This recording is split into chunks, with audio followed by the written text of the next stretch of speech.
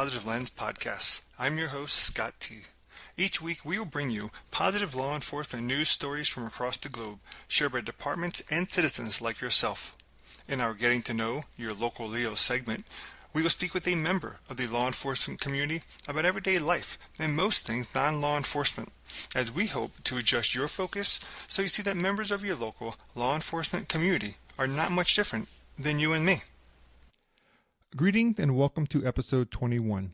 Meet John Kelly, Overcoming Alcoholism, Addiction, and Adultery, Part 1. In this episode, Getting to Know Your Local Leo segment, you will meet retired Sergeant John Kelly, who spent 30 years with Florida's Broward County Sheriff's Office. He is a husband, father, author, motivational speaker, and founder of Law Enforcement Life Coach. John is now helping others be intentional and navigate life's critical stages as he transforms challenges into wins. In part 1 of this two-part episode, we will have a raw and honest conversation with John as he tells us about a coworker who may have changed the trajectory of his life and how he met his beautiful wife of 30 years. He will also open the door to his early struggles with being an alcoholic, addict, and adulterer, along with the internal struggles and shame his infidelity caused. Please welcome to the podcast, retired Sergeant from the Broward County Sheriff's Office, Sergeant John Kelly. Scott, nice to see you again, sir. Likewise as well. It's a pleasure having you be on with us. You know, for individuals who are not familiar with Broward County, can you share with them a little bit about where it's located and some of the breakdown of the county? Most certainly. So if you're looking at Florida, you've got the Keys, Key West, and that's called Monroe County. The next county up is Dade County. In Dade County, think of Miami. Okay. Broward County, I want you to think of Fort Lauderdale. And then Palm Beach County, Mar-a-Lago, where President Trump lives. So that's kind of the layout of the county, the tri-quad county area in South Florida. And quite a diverse population, man. We're still considered South Florida, so we got a little bit of everything and everyone, from folks coming over from Europe, up from South America, folks coming down from Canada. And we always get our friends from the Northeast, right? All the New York and Jersey folk coming down to, stake their claim. So quite a diverse population. Pretty eclectic, and with that diversity comes certainly the criminal element and everything that goes with that. But now it's got a smattering of everything there. And if I'm not mistaken, Broward County is also one of the largest counties in the state of Florida. Miami-Dade, Broward. It is. And I would say, for the record, the Broward County Sheriff's Office is a complete public service entity. So fire rescue, corrections, the courthouse, the airport, the seaport, multiple contract cities, child investigative protective services, the jails. I mean, there's over 6,000 employees. So not as big as NYPD, but as far as sheriff's offices go, one of the biggest in the country. And like I said, you just mentioned like those 3 tri-county areas. That makes up almost half the population of Florida, it feels like. No doubt. Yeah, no, it's one of the reasons why, Scott, I moved to Northern Florida, To get away from it. To get away from all the people. Exactly. Yeah. So, you end up in Broward County, but let's go back to the beginning then. Tell us about yourself. Like, where were you born? Where did you grow up? And, well, you're not picking up I got the a South Florida accent there. No, you mentioned people moving down from the Northeast, but I think you left your state out of that. Yeah, most certainly. You figured it out, bro. No Southern twang there. I grew up in Boston. And really, kind of like a great upbringing. It had its moments, right? Last name's Kelly, and I'm from Boston, so there was always too much alcohol involved in that upbringing. Went to Norwich University up in Northfield, Vermont, the country's oldest military college, founded in 1819. So it's very prestigious military college. And when I graduated there, I wasn't quite sure what I wanted to do. I knew I wanted to serve. I went through OCS in the Marine Corps in '87, and so that route was an option.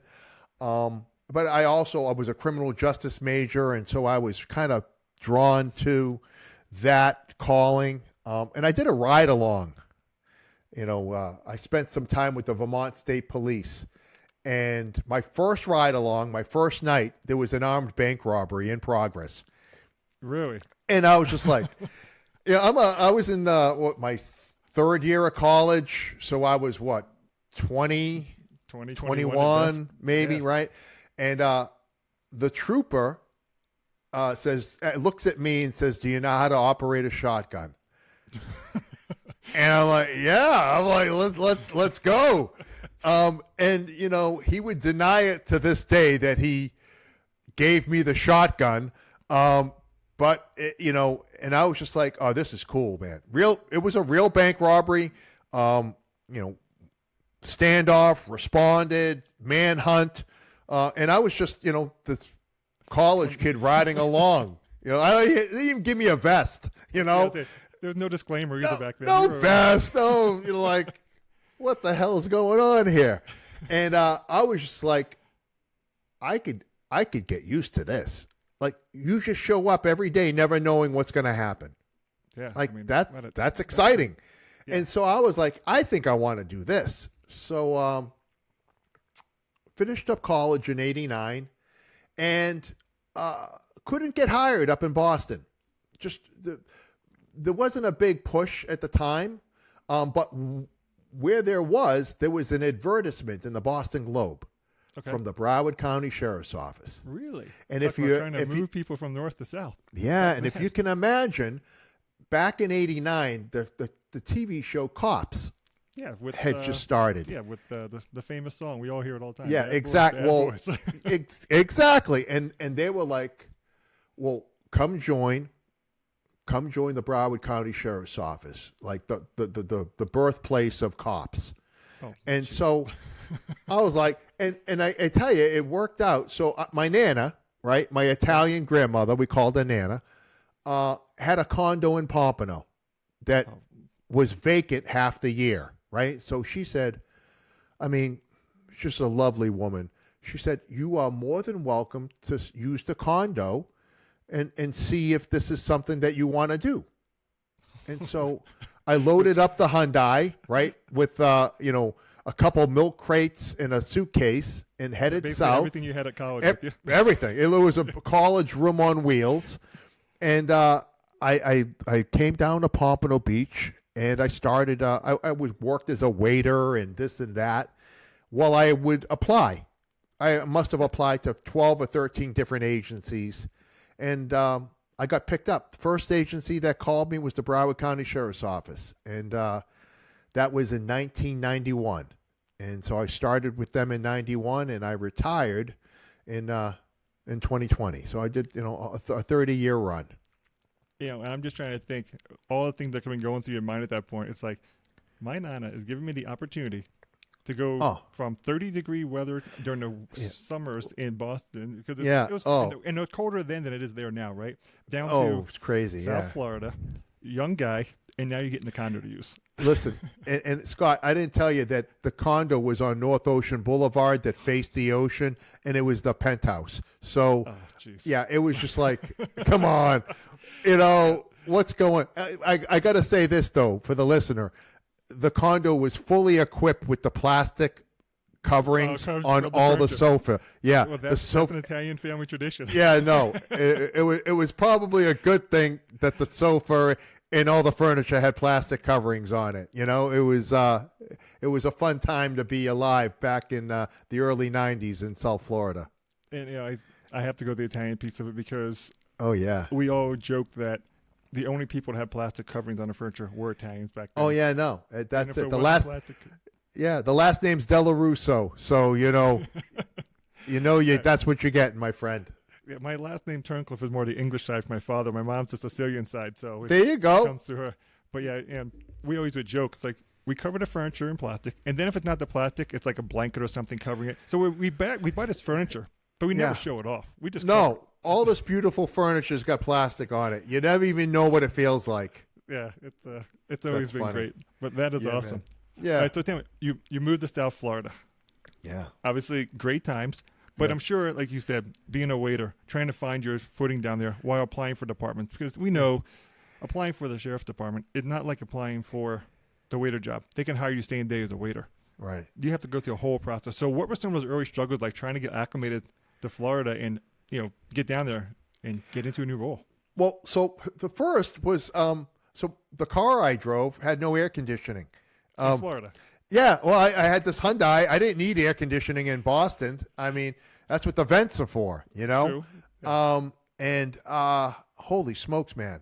The first really good rain in August, and you've got no air conditioning. And high humidity and no air conditioning in your car. Yeah, no, not a good recipe for acclimating.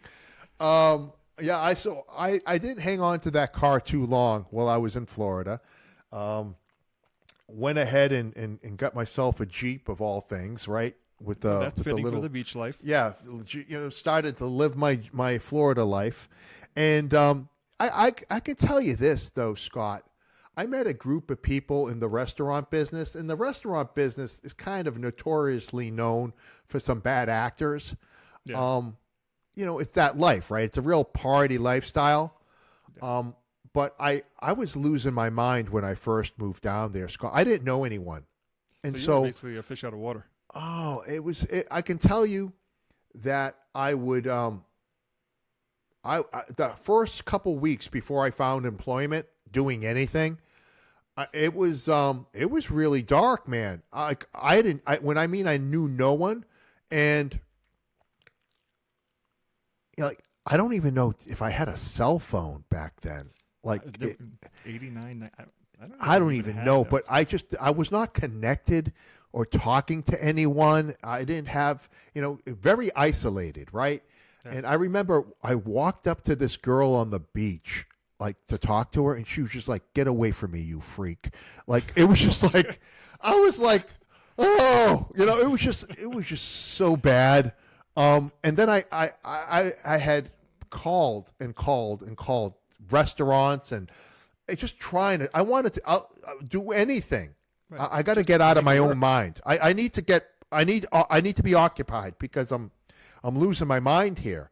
And I called this bar, a restaurant at the Galleria Mall, and it was called Spats. It was a little restaurant.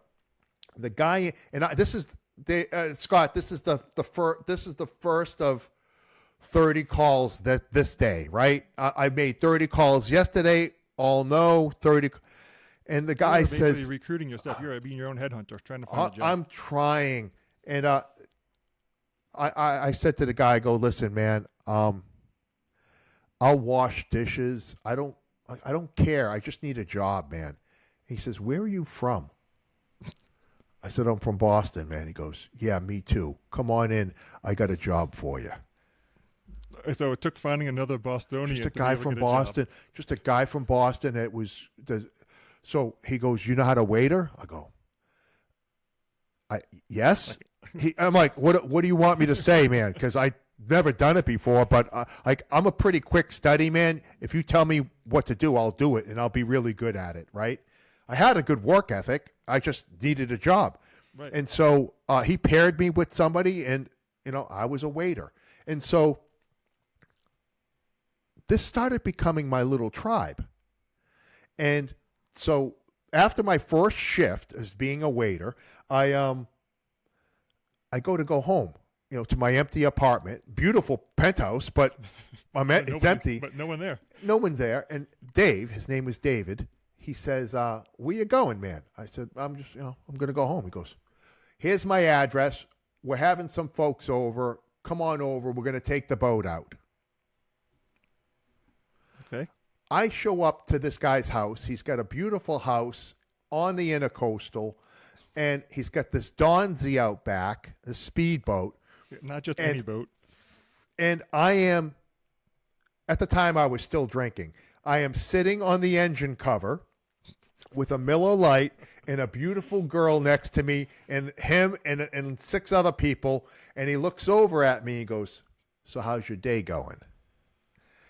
And I just said, man, what a difference a day makes. I was, in tears the day before. Right. And it took one person giving me an opportunity, to change my entire perspective. To the point where Dave, I had him in my wedding. He was one of my groomsmen. That was going to be a question. You still talk to the guy. Yeah, he was one of my groomsmen. And that was awesome. And the thing that was kind of neat about that whole, that's a real party crowd. Right. The minute I started going to the academy, nobody is allowed to do anything around John. Because you have to report everything. You're you just don't want to put me in they didn't want to put me in a compromising position. Yeah. They were real friends. They looked out for me. And that was my introduction to Florida. And it was, I got to tell you, it could not have been more memorable for me. Yeah, the awesome part of that story is it's also about life. One individual, out of a happenstance, asked you for or offered you an address to go over to the house. Yeah. And had he not done that, and you're stuck in Florida for 2 more weeks, 3 more weeks, who knows what happened? You might just end going back to Boston at this point. I don't know anybody. This isn't working out. And, my mother, I think she was praying, right, that I didn't come home. Because I think she, for a bunch of different reasons, but I think she was really hoping that this was the opportunity to start my life, right? Yeah. And, I don't know if that didn't happen, would I have gone back to Boston? I go back to Boston, I don't meet my wife. Right. I don't have my daughter. The whole trajectory of my life changes with one decision. Yep. And off of a coworker. Yeah, and a random act of kindness, man.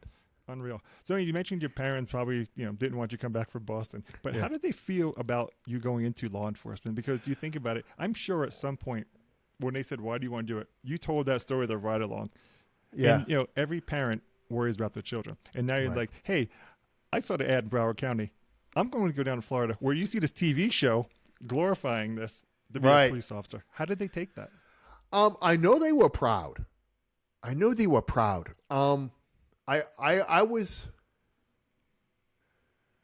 intentionally kept things from them. I would, they just, some things they found out through the news, right? Yeah, right. Sometimes they found out through family members that lived in South Florida that heard about things and events. But I did a pretty good job, Scott, of not sharing. And just them. Because at the end of the day, they were going to worry regardless. Right. So add more fuel to the fire. Right. There's no need to, and they're not seeing me coming home disheveled and, with blood on my uniform, and they're not seeing it. So there's no need to tell them. Right. And so they were proud. They always worried, right? Because, any job that requires you to put a bulletproof vest on, I'm putting that on because there's a likelihood of me getting shot that day. So right, it wasn't because of comfort, because we know they're not comfortable. Right, exactly, right? So I highlighted the positive, kind of shielded them from the negative, and most of our conversations were innocuous enough where I didn't add to their sense of despair at all. Yeah, and that's good. And I think, you probably do that throughout your career, as most law enforcement professionals do. You try to insulate your families from what's actually happening, because no doubt. There's so much that you see. Right. And to bring it home is a whole nother challenge. Yeah, that's you mentioned that, and that's one of the things that ends up being problematic in our relationships, because we don't share. Right.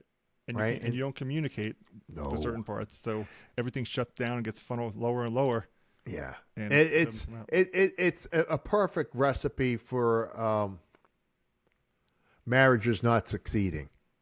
Yeah, You I know? know we'll probably get into some of that as we go through. Sure. It's one of the challenges in the law enforcement community. Military, law enforcement, all of them run into those, but you hear about it in law enforcement a lot. Sure, I definitely no want doubt. to hit on those points. Yeah, but I absolutely. want to ask you, though, so you're in the job, first few years. I'm sure you still have this core group of friends. They took you in when you first got there. Right. But now you are no longer in the academy. You're out. You're Right. working on the job. How were those first few years for you? How are you balancing that now, personal life, having fun, Right. at the same time? You're John Kelly. You're a police officer. You're Right. sheriff's department. And you know what happened, Scott? And I did a horrible job of maintaining those initial friendships that weren't law enforcement. Mm. It's just we were still friendly. But I started isolating and only associating with people that were on the job. Okay. And And Dave's in this account. Yes, and Dave is a part of this at that point. right. And I'm distancing myself from him. Still friends, but Right. we're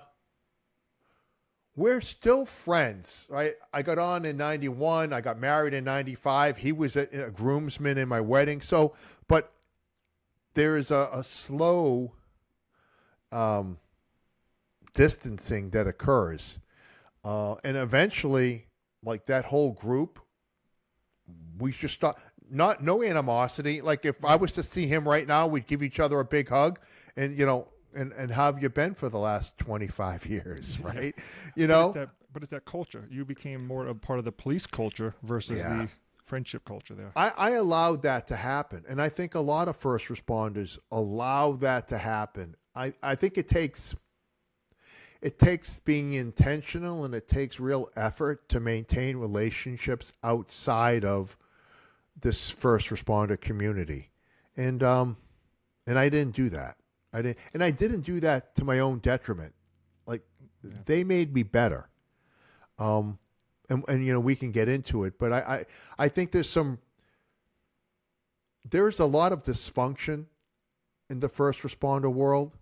And so if we just stay together, like I think unacceptable behavior is like a magnet. We're drawn to each other. And so we create our own safe space by hanging around the people that are doing the same dysfunctional things that we're doing. And it's nobody benefits. Yeah, and that a lot of people across all spectrums, right? You mentioned you have a daughter. We worry about that with our children. Because they get into a circle and they start to become a part of that clique in that group. And then you get insulated and you protect each other. And now that protection feels like, okay, they're looking out for me. I'm looking out for them. Yeah. And everything else gets further and further away. But for you, like I said, the people who picked you up when you got there are now kind of in a distance. Yeah, they're on the outside. They're on the outside. And then you unfortunately, you confuse enabling behavior with supporting behavior. People aren't supporting you at that point. They're enabling you. And, one's positive and one's not. And so, we start confusing and getting confused on what's actually beneficial for the individual. And that's a hard balance to learn. And also because you don't want to pull yourself out because now you are part of it. And stepping away feels bad. No doubt. No, you start setting yourself up for a lifetime of bad decisions. So let's talk about a good decision, though. Yes. 25. You get married to your wife, you said? 25 years? No. Next month, March 10th, we'll be married 30 years. 30 years. That's right. It was 25 years since we would be talking to Dave. Yeah. Right? So yeah, exactly. 30 years next month. Congratulations. That's Thank a huge you. accomplishment. I tell you, which means you're not a statistic of law enforcement. Listen, despite my best efforts, Scott, despite my best efforts to destroy my marriage, and God knows I tried, Mrs. Kelly wouldn't let that happen. She's an amazing woman. So let's talk about that amazing first date. A couple things. Well, how did you meet her? Was she the person on the back of the Donzi? No. Okay. No, God, no. No, she doesn't know that story. Well, you better don't let her listen to the podcast. Pretty sure she does. But, a friend that I went to the academy with had a girlfriend who was a hairdresser. They worked together. and she had just broken up with her boyfriend, and the girlfriend said, "Hey, you got to meet this guy." And we met for it was during the holidays, and she was at a Christmas party, and there's a place on State Road 84 called Lester's Diner. Okay. And it's where everybody goes to have. It's open 24 hours a day. You can go in there at any time and get a sandwich or coffee or breakfast. And so I was going to meet them for coffee. They were just wrapping up a Christmas party. It was probably 11 o'clock at night. I got stuck with a late call. And so, great first impression. Yeah, it was just like, oh, come on. And I'm zooming around trying to resolve this issue. They were waiting on me for about an hour. Like, I was an hour late. And, Nicole was getting antsy. But the girl was like, oh, he's on his way. He's on his way. Just give him a minute. And I think we had pagers back then. Like, so there's no texting or phone calls. It's just... And so I finally get there. They've been there forever. And like, she's wearing this red sequin dress. Like, she was at a Christmas party. And I went, holy shit. I can't believe that this is a real person. It looked like Marilyn Monroe. Like, I was just like, we had, coffee. I said, I'm so sorry. She understood. Her dad was a cop. Okay, so there is an so understandable part of she's that. like, oh yeah, like my dad's a cop, Miami Beach cop, blah blah blah. And so I said, listen, let me make it up to you, So we exchanged numbers and all that, and then we went on our first date. The next week, right before Christmas, we went on our first date. And I think a real Romeo. I think I took her like go-kart racing and like something else, like stuff that I knew she would love, right? And so yeah, man, that was the start of. We've been together for like 32 years. That's outstanding. Yeah, man. She truly, people get corny about their significant others. She is my absolute best friend, and. There's nobody. I'm not a guy's guy. I don't shoot pool. I don't throw darts. Not anymore. I don't do any of that. If I have free time, it's spent with her. That's outstanding. Yeah, man. It's especially at 30 years, because that's, all of our marriages go through that roller coaster. And you always have to reinvent almost that connection. You can't. Right. Yeah, and I don't want to paint an inaccurate picture. There were times that I was not a good man, right? I was not a good husband, not a good father. There were times I put the job ahead of her and my daughter. There were shameful times. But the one thing, the one constant, I think, was her ability to see past the act and understand that underneath there was a good man doing a bad thing and not a bad man doing a bad thing. Which is very different. Yeah. Different. I think that was, my saving grace, if you will, is that I hadn't always made poor decisions, and at the core, I was a good person. So let me ask you, obviously you mentioned about making bad decisions, and how did you overcome those obstacles? Because some relationship, a bad decision goes unforgiven because it just repeats itself, and it comes to a point where it's like, I can no longer trust what you're telling me. You're a good person, but you repeated the same behavior and it's no longer sustainable. How did you overcome that? Excellent question, Scott. So, alcoholic, addict, and an adulterer, right? So we'll stop with the A's, Scott. That's not the best AAA. No, man. There are a lot of things that I wish I could say I was avoiding those three. The alcoholism, believe it or not, was the least of my problems. I've been sober now for almost 28 years. And congratulations on that. thank That's you. a huge accomplishment. So It took me almost killing myself and my friends, and almost losing my wife to get sober, but I did it. That wasn't the challenge. I actually did pretty good with that. The infidelity, man, it was terrible. I would say of all the things that I've done in my life that I'm ashamed of, this by far tops the list. I didn't just step out on my wife, man. I stepped out on my daughter, right. my in-laws, my mother and father, and everybody that loved me. I violated their trust as well.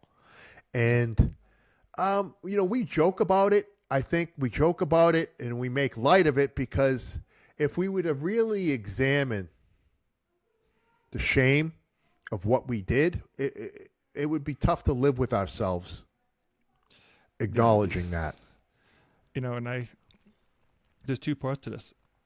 You recognizing it, Yeah. and your wife seeing, like you said, through the action Right. to the Right. person. But like I said, everybody's hurt by that.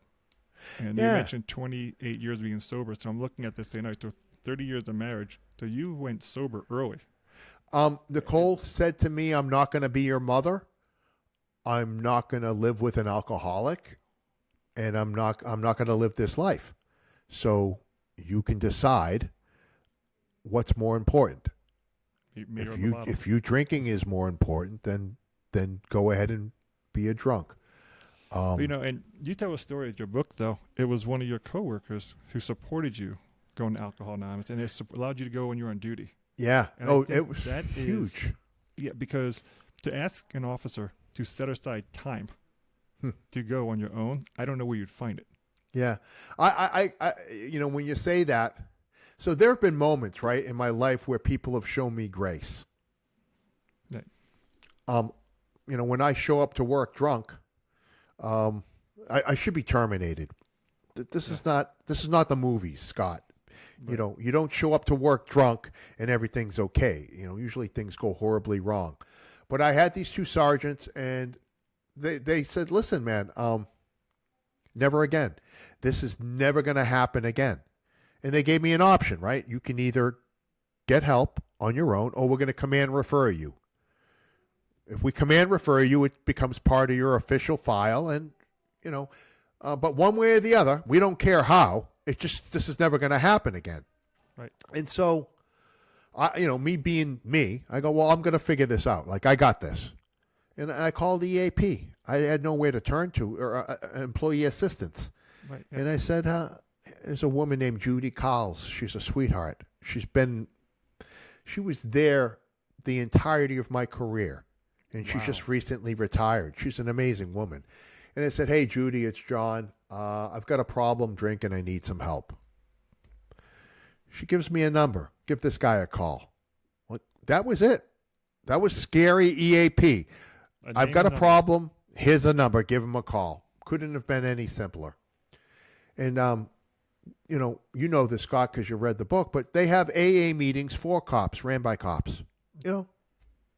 What are you going to do? I mean, AA meetings for cops, ran by... So I go to my first meeting.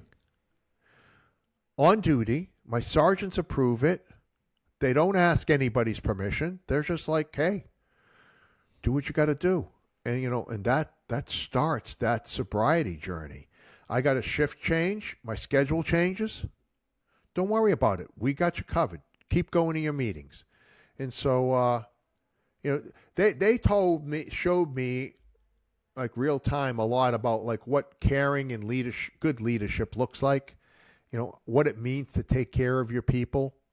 Yeah, man. And so, I got through that with their help. My wife basically laying down the law saying, I'm not having this. And so I'm funny like that, Scott. Like once I know what the right course of action is, I'm relentless. Once I know what the right thing to do is that I need to do, I do it. And, when it came to the infidelity, it was, I'll get, the Reader's Digest version of it was, I never talked. I never had a difficult conversation with Nicole. I wouldn't. And years of not communicating, inserts wedges, leads to indifference. And then, Right. Next thing you know, we can't have the simplest of conversations. And it gets to a point where, she's not attracted to me anymore. We're not being intimate anymore. And I just throw my hands up in the air. I'm done. I'm not gonna address this. I've never addressed any issues in our relationship. I'm certainly not going to talk about this one. Right. And and I stepped out on my marriage. And like I said, by far the most, it's the one thing I almost killed myself over. Really?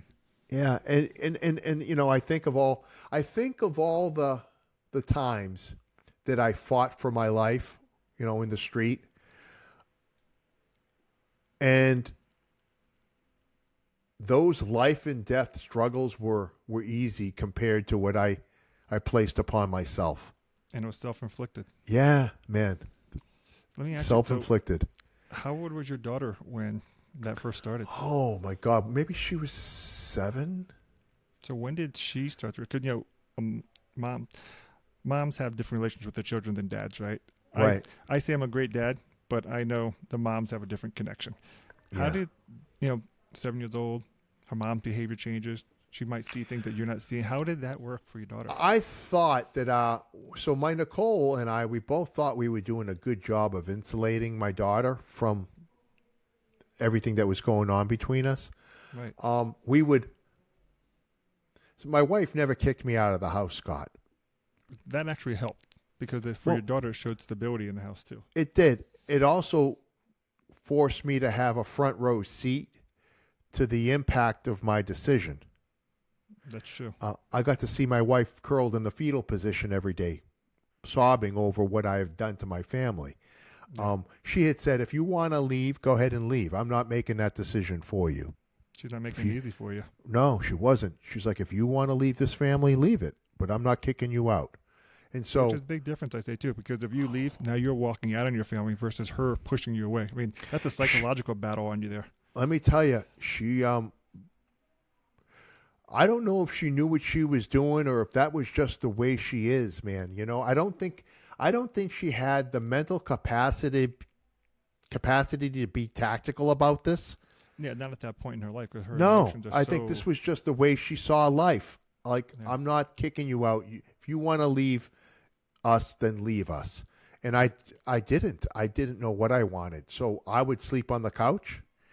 Yeah. And before Brianna would wake up, I'd get in bed and Nicole would get out of bed and start her day. And we did this charade for months, a half a year. Wow. And, we started going to therapy, marriage counseling. And believe it or not, in counseling, I could say things to the therapist in front of Nicole that I could never say to Nicole. Isn't that amazing? It was the most. It was my first encounter with therapy. I probably needed it, before, but I just never took advantage of it. And That wasn't the question to the AP. That was more about the alcohol. yeah. It wasn't about the marriage. yeah, holy smokes. I went ahead and my wife, like, her jaw dropped. She's like, I never knew. Like, I would bring up things every session. She was like, I had no idea. Like, how were you supposed to know? I never communicated any of these issues or problems that I had. And, she said something that was very impactful.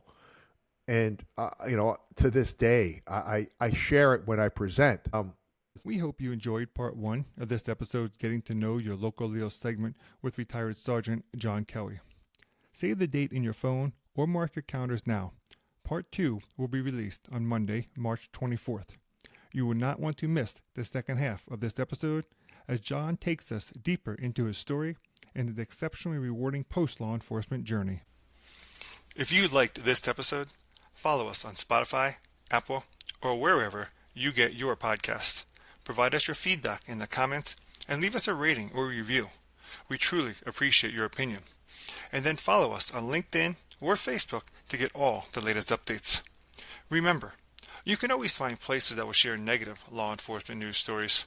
But here, at Your Positive Lens, you will only find your positive law enforcement news stories. Once again, I'm your host, Scott T. Thanks for listening, and we'll capture you on the next Your Positive Lens.